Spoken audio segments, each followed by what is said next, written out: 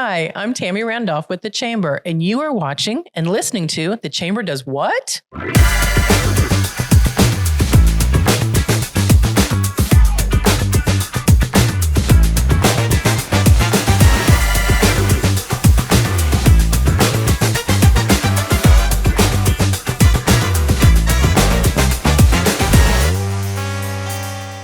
And today, I'm very happy to have my guest with me today are Brandon and Melody Miles from Grit and Grace Vintage Market. Thank you guys so much for being here. I appreciate it. Thank you. Thank you for inviting us. You had no idea what you're getting yourself into, did you? Not exactly. No. Last few minutes have been a lot of fun. Yeah. You never know what's going to happen when you come for a podcast. Yeah. It's a lot of fun and we're trying something new. So I'm glad you're with us and trying something new. That's what y'all did with Grit and Grace. It is. Yes. Yeah, sure did. Mm-hmm. Yeah, we didn't really know what we were getting into. We just knew we were interested in this kind of an industry. Knew we wanted to try something new with our careers. Mm-hmm. For people who don't know, I mean, if you're under a rock, who don't know, what is Grit and Grace? Oh. Well, Grit and Grace, we call it a store of mini shops because we are a vendor market, and that's the easiest way to describe us. But we really encourage our vendors to create their own tiny mini shop in our store. Now, they don't have to be there to run it, but they stock all the products and the merchandising, all of that. And so our goal was as you walk down an aisle that you would go around a corner and there's a completely different experience in the next little space. And then you turn a corner and there's a completely new shop on that side.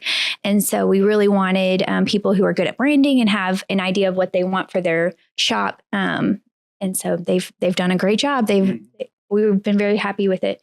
So it came about because my whole extended family, most of them live in Texas, and we all went to go visit them. We all got together one summer for about a week. And so they were hosting us out of the Fort Worth area. And so all of the females went to a tea room. And it was in the back of a place like Grit and Grace, where it was a boutique next to antiques, next to handmade goods. And then but a completely new experience as you went around each corner. And I loved it and came back and told Brandon all about it. And he thought it sounded amazing. He didn't even get to go visit it because the men were doing something different. To that one. But we found it online and looked at, I got to show him some pictures and things like that. But the more we talked about it, we kept saying, we need something like that in our area. I wish I could go shop somewhere like that. Not thinking of it originally as something that we wanted to do ourselves, but just more because I wanted to be able to shop at places like that, a place like that. So, and then, you never know where inspiration is going to come from, So yeah, it just kind of hit. And so we just kept it on the back of our minds for a while. And at one point we just got to a place in our personal lives, I guess, where we just decided we need to figure out what we want to do. We had careers, but we weren't feeling like we were making the impact in our community that we wanted to with it. And we thought, and this just popped into our heads again. And we were like, you know what? That could be a lot of fun, for one thing. Also could help out a lot of people. And it could be something new to give to the people of Cleveland, Bradley County. And so we just started researching it. We spent over a year researching it and talking to people and just say, hey, what do you think? You think it might be a good idea? And got a lot of good feedback from it. Mm-hmm. And then started looking for a place, and we found the old Woolen Mill. You were one of the first tenants at the old Woolen Mill, weren't you? I mean, because I remember you guys were there when there really wasn't anything else. Well, I mean, the ballet studio has been there for a long time. And the event center has been there. Two. Yeah, those are been there for quite a bit and have a good reputation, and a lot of people know them. But we're the biggest one now there for sure. And so it's just, it's such a cool building. It's got such character to it that's the fun thing of whenever people come to the mill for the first time, is watching their experience as they see this huge old mill that it needs some work for sure. But if you appreciate history, if you love old things, you just kind of fall in love with the place right away. And then when you see Grit and Grace, which is a cool experience as well too. It's fun to watch people see it for the first time. I remember the first time walking in, I just walked in and went, oh, yeah, wow. Right. Yeah. Because like you said, I hadn't been in any place like that. And just like you said, being able to find, oh, that's a cute sweater. That looks really good. Oh, how did they make that? I want to be like, I mean, there's something new. And you've got the the last time I was in there, you've got that corner now with all like the holistic, clean products that are like healthy, clean products. Right. And you refill it and you can buy back and forth. So it's not just antiques or crafts. I mean, it's a wide variety. Right. How many shops and vendors do you have? There's a little over 100 in there right now. Yeah. And so we've got, the nice thing about what we were able to do is since we were starting from scratch in that building is we were able to build it out how we wanted to build it. So we have small spaces for people who are maybe new to it and just trying to test it out or have small products. Yeah. All the way up to our big stuff, so our largest booths. And so it gives a lot of people a lot of options for coming in and basically just kind of using it as a way to promote their business and what they're doing. And you also, you started this in 2020. 2020 was not an easy year. Yeah. And you also, one of the first things that you did is you joined the chamber at the same time. So when you were starting that, what made you decide, we have to join the chamber? Because there's a lot of people who are starting businesses and they're not quite sure that the chamber would be a good idea when they're first starting out, but you were like on it. Yeah, right. So Well, you guys have a great reputation anyway in the community. So that's obviously is important when you're looking to partner with somebody. You want to make sure that they're an upstanding partner and somebody that you can trust on.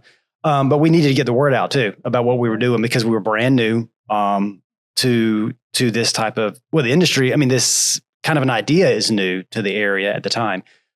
So we think, we need some help. Get the word out here. And so honestly don't know who told us about the chamber, or if we just said we need to join the chamber. I don't remember how exactly happened, but we knew it was something we needed to do.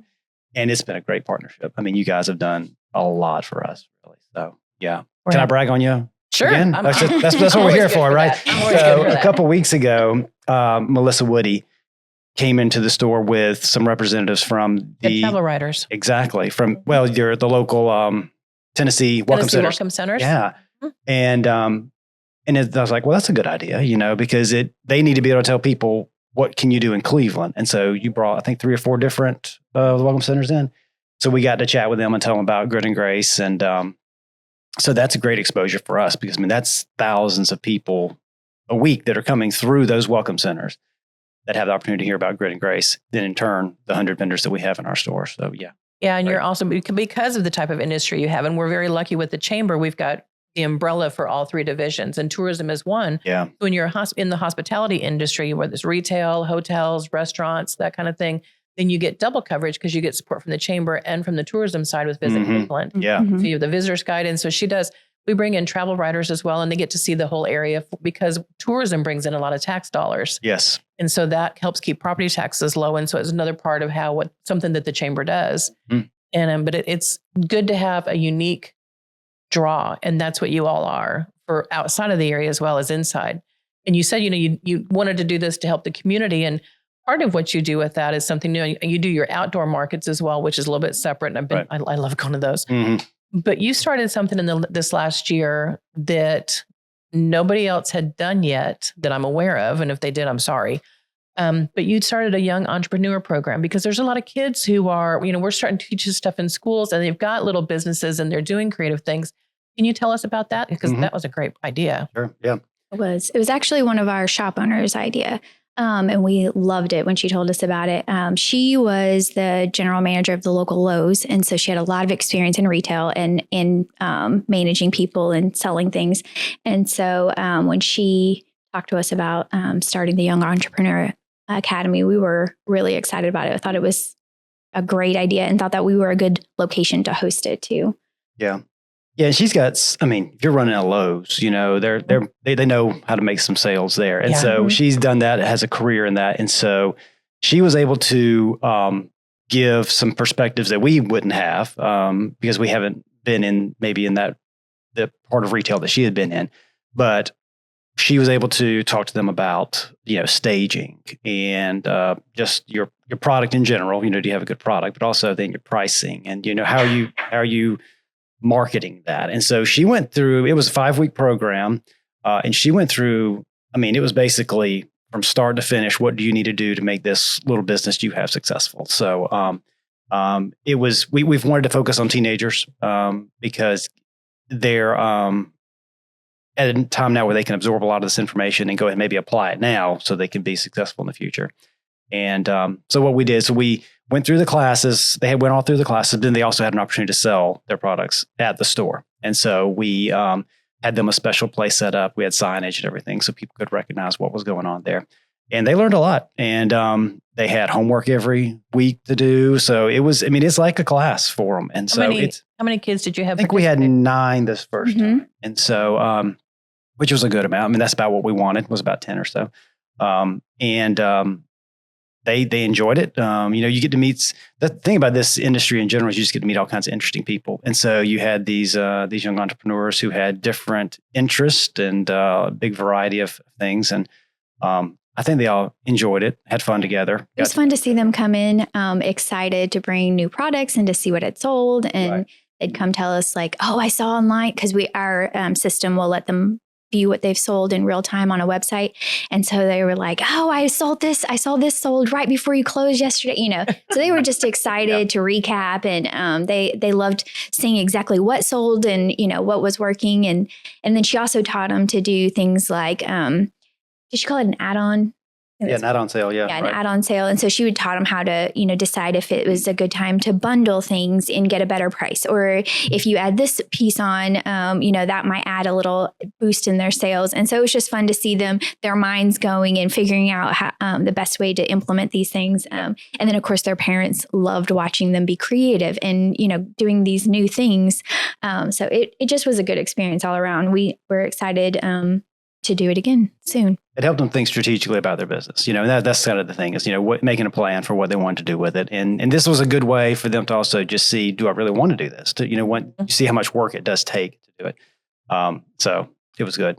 And it gave us an opportunity to give back. That's important, I think, for us as we're continuing to grow what we're doing at Grit and Grace, is that we're making sure we're reinvesting in the community, but also in the future of what Grit and Grace is all about. So giving these folks an opportunity to learn more about what they want to do, so that hopefully maybe in the future they can join us. I think that's one of the things I've said that I like most about my job right now, is that I get to meet these people who are starting a business, they have a new business, and I get to be part of that when they're realizing their dream. And so I think when you're dealing with the vendors that you have, and also in this program with these kids, kind of like you said, you see the excitement and they're thrilled and they're finding and they're learning, and you get a little piece of that, and that you're part of that with them. And I think that enjoyment and that enrichment makes a big difference. And they see that they're being valued as well.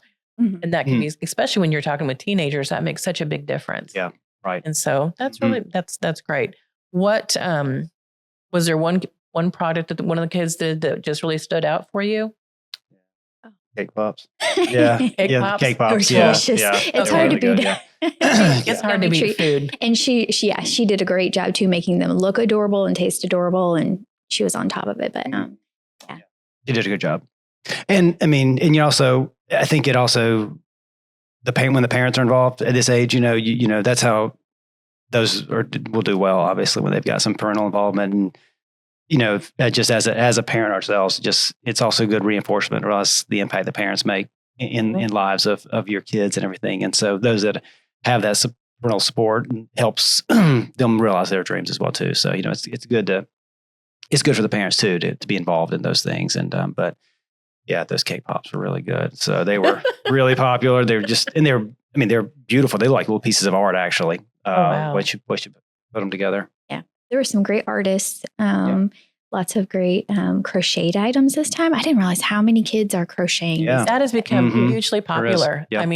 I'm not coordinated. I've tried to do it. I'm left-handed first of all. When I try and do it, it's just 2 left hands anyway. It doesn't work out. Yeah, I'm left-handed as well too, though. So can we do that? Yeah. But I found out, I Googled how to knit when you're too stupid to knit. I'm just saying, I'm putting that out there. And you can get yarn that already has loops. And so you just weave them in. I'm like, well, I can do that. And so I was doing it at church one Sunday, and a bunch of little kids came around. So I started showing them. Well, they went home, tried it, and then they got their mom. So now they've got their own little crochet circle of these little kids that are doing knitting and crocheting and stuff. And I'm still doing my how to knit when you're too stupid to knit. But so, kids are interested in that. And it was really kind of surprising if you can find a way to spark that interest, which y'all have done. Find a way to spark that interest, then you're giving them something for the future as well. Sure, right. And that's a beautiful thing. So, but yeah, it's crazy how popular that's become all of a Mhm. sudden. Yeah, one girl, she had knitted a skirt, and she wore the skirt into, I think it was the first meeting that we had, and she was wow. wearing that. So yeah, that's You can imagine how long you that have took. a lot of faith in your product too, if you're going to do that. So Definitely standing behind your product. Yeah, Definitely standing absolutely. behind your product. It was Yeah. cute. Yeah. it was. Yeah, she did a good job with it. Mhm. That's great. Well, what kind of things do you have upcoming for Grit and Grace? Well, in the fall, we'll host our first outdoor market of 2025. The last few years, we've done 5. This year, we decided we were going to narrow it down to our 2 biggest ones and do that this year. And so our first one will be at the last Saturday of September. And then we'll also host a Christmas market. We love to do a Christmas market on the same day as the parade. I just feel like it's such a fun day downtown, bring everybody downtown to, right at the beginning of December. And so I'm excited that we're doing that one again. Yeah. Towards the end of the year, there's just tons of stuff going on. I mean, there's all kinds of things we'll have at the store. We'll probably do another Young Entrepreneurs Academy in the fall. Once summer's over and we are Probably getting right after school starts back is my guess. We haven't finalized the dates on it. Yeah. But we wanted to continue doing those as long as there's enough interest. And we figure out how to make sure we're giving them opportunities to some different group of people. So, That'll be good. yeah, I think it'll be a lot of fun. It is. And you're right. When with the Christmas parade and everything downtown and that community feel down there, that just, that's one of the best things I think about Cleveland is the community feel. No matter how big we've gotten and how much we've grown, we still maintain that community feel. And it's, you're still, you know each other, you wave to each other, we're friends with everybody. Right. And that's one of the great things that I think about Cleveland. You can't steal my idea, but what do you think when you were telling people, hey, I'm from Cleveland, this is what Cleveland is. What do you think is probably the strongest thing about Cleveland? What's been really interesting, we opened up in January 2020, like you said. So, right, we were, January 2020, COVID came in March. Then that first year was obviously a struggle, but man, we met people from all over the country who were looking to come to Tennessee because Tennessee opened up quickly and and we're really fortunate to open up a business at the time we did because we probably wouldn't have survived if we'd been in some of the other states around.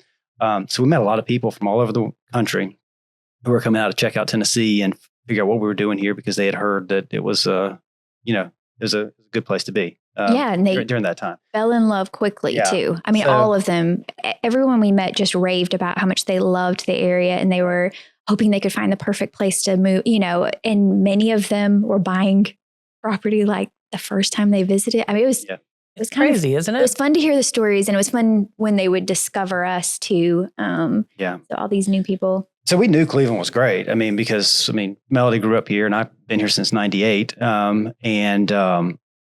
But I didn't realize how special it was until you start hearing from other people and they talk about the challenges they were going through. Mm-hmm. So I think it helped me just be more appreciative of what we have here. And so it helped me, I think, formulate better too what is so great about Cleveland. And so you just think we just have so many opportunities here. It's a beautiful place to live.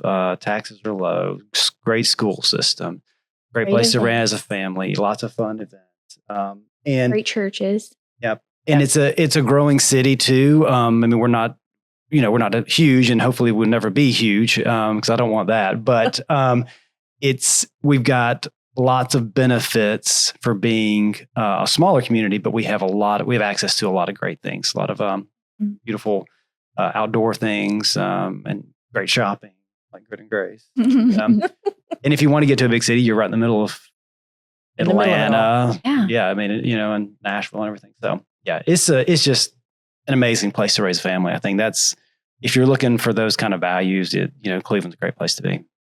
I agree.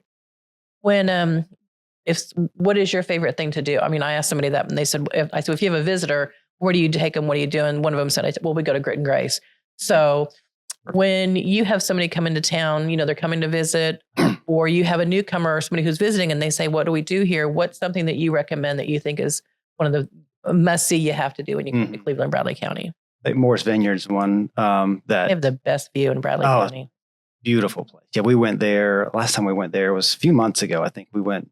It was near the end of the summer. We were blackberry picking, I think, and we were doing that. So, and got to hang out there for the day. And yeah, it is a beautiful place. They've got a great little gift shop there. You know, you can sample some of the wines they've got. They've done just a great job of making that kind of a little way to just get away. I mean, you feel like you're somewhere else, honestly, because it's a little bit tucked away. It took me a while to even know that was out there. I didn't even know it was until I started seeing some chamber advertising. Yeah, I was going to say, I'm pretty sure the chamber is the one. Yeah, I think that's how we saw it. But that's a great place to send people to because it's such a pretty place and just a great experience for people. And if people ask me where to eat, especially if they're coming from Grit and Grace, I almost always tell them to go to Cafe Roma. It's one of my favorites. And so whether you're going for lunch or dinner, I usually tell them that they need to try both at some point because the menu's so different. And so we often send people that direction too.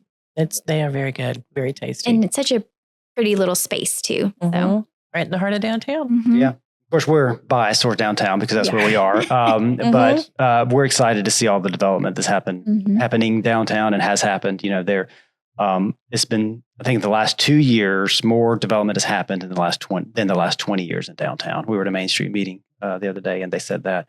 But it is nice to see the ball rolling and making some big changes to downtown. Main Street looks great. Johnston Park looks amazing. It's fun. Yeah, it's beautiful. Yeah, really beautiful. So it's good, and we just hope that we're playing a small part in making Cleveland a little better and downtown a little bit better. That's just what we're hoping to do. You know, is try to be a positive impact for the area. And I think you are. Thank you both so much. Thank you for being here today. Thank you for listening, watching. Make sure you like, subscribe, share, tell your friends, and I'll see you next time. Thank you. Bye-bye.